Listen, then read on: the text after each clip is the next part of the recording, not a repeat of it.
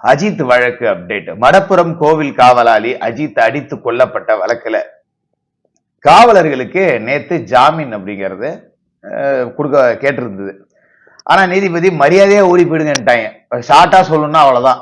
இவனுங்களுக்கு எல்லாம் இறக்கமே காட்ட முடியாது, இவனுங்களுக்கு ஜாமீன் அப்படிங்கிற பேச்சுக்கே வேலை கிடையாது அப்படின்னு நீதிபதி சொல்லியிருக்காங்க.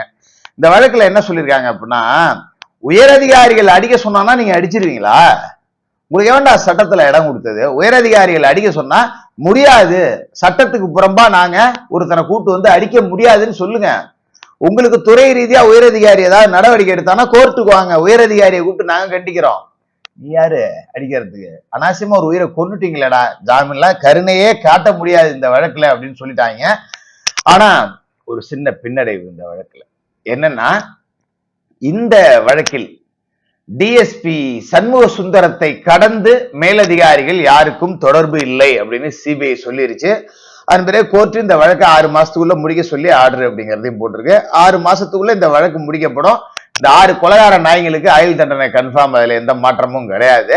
நிகிதாவும் இன்னும் 2 நாள்ல ஆஜராக இருக்கார். நிகிதாவுக்குமான தண்டனை அப்படிங்கிறதும் கொடுக்கப்படும்.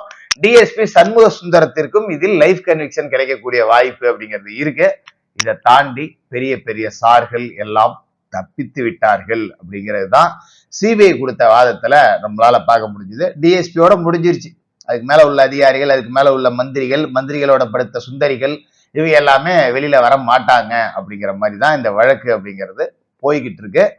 அதே நேரத்துல நிகிதா காணாமல் போனுச்சுன்னு நகை சொன்னா இல்லையா, அது பொய் அப்படிங்கறதையும் சிபிஐ சொல்லியிருக்கு. அந்த நகையெல்லாம் கண்டுபிடிக்கவே முடியாது, இருந்தா தானே கண்டுபிடிக்க முடியும் அப்படிங்கறத எல்லாத்தையுமே சிபிஐ டீட்டெயில்டா சொல்லியிருக்கு.